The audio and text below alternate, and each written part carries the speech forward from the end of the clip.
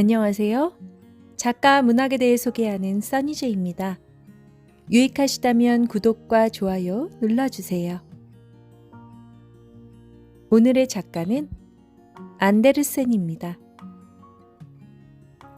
한스 크리스티안 안데르센은 1805년 4월 2일 덴마크의 오덴세라는 고장에 가난한 구두빵집 외아들로 태어났습니다. 그는 유난히 작고 못생긴 얼굴에 몸집에 비해 손발이 너무 커서 어렸을 때부터 귀여워 보이지 않았으며 매일마다 울보처럼 울기만 하는 아이였다고 전해집니다. 안데르센은 어린 시절부터 나가서 친구들과 놀기보다는 혼자 놀기를 좋아했으며 인형놀이를 하거나 남의 이야기를 듣는 것을 좋아했습니다. 또 가난한 집 환경과 더불어 정규 교육을 제대로 받지 못했고 아버지 역시 일찍 여의는 바람에 집안이 기울면서 더욱 가난한 나날을 보내야 했습니다.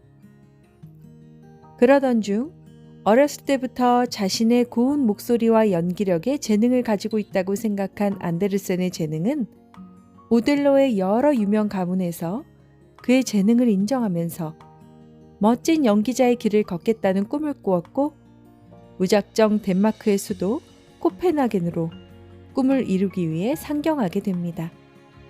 이때 그의 나이는 불과 14살이었습니다. 그는 여러 극단에서 퇴짜를 맞기 바빴고 그를 맞이해준 곳에서도 재능이 부족하다면서 연기자로서의 안데르센을 책임져 주지 않았습니다. 절망에 빠진 안데르센은 자살까지 생각할 정도로 힘든 하루하루를 보내며 연기자가 되기 위한 꿈을 이루기 위해 발버둥쳤습니다. 한편으로 희곡을 직접 지어 여러 극단으로 보내기 시작했는데 그 중에서 그의 희곡을 통해 안데르센의 장래를 알아본 요나스 콜린이라는 사람을 만나게 됩니다. 요나스 콜린은 당시 덴마크 궁정에서 정계의 중요 정치인으로 그는 안데르센에게 기본 학력을 위해 라틴어 학교에 입학하는 것이 어떠냐고 제안하게 됩니다. 뿐만 아니라 콜린은 안데르센에게 생활비와 장학금을 대주면서 고등교육을 받을 수 있도록 배려까지 해줍니다. 이렇게 힘들게 라틴 학교에 입학하게 된 안데르센이었지만 나라의 돈을 받고 공부하고 콜린이라는 정치가의 후원을 받고 있다는 사실을 질투한 학교장과 학생들에게 괴롭힘을 당하기 일쑤였습니다. 콜린은 안데르센을 학교에서 나오게 해 개인 지도를 받게 해주었습니다. 이러한 콜린의 지원 속에 안데르센은 공부를 놓지 않았고 마침내 1828년 코펜하겐 대학에 입학하게 됩니다. 그때 그의 나이는 23살이었습니다.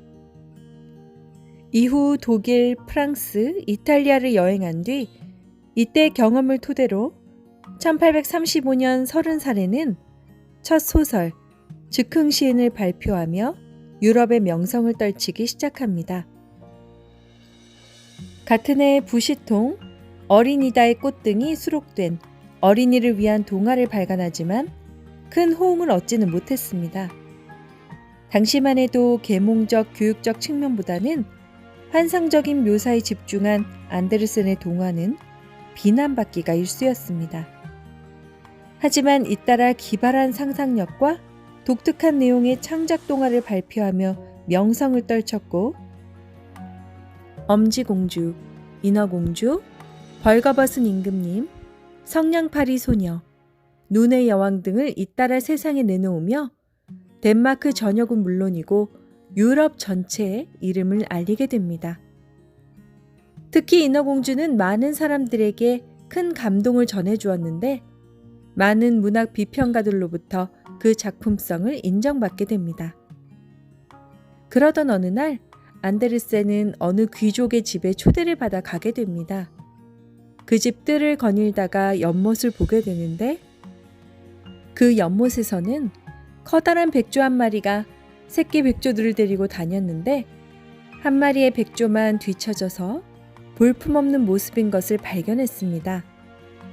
여기에 감정을 이입하게 된 안데르센은 자신의 어린 시절과 백조 이야기를 담은 최고의 히트작 미운 오리 새끼를 발표하게 되었고, 이제 유럽에서 안데르센의 이름을 모르는 사람은 찾아볼 수가 없을 정도가 되었습니다. 안데르센은 유럽 제1의 작가가 되었고 덴마크의 자랑이 되었습니다. 하지만 이렇게 모든 꿈을 이루고 누구에게나 인정받은 안데르센이었지만 그는 가족 하나 제대로 없는 독신이었습니다.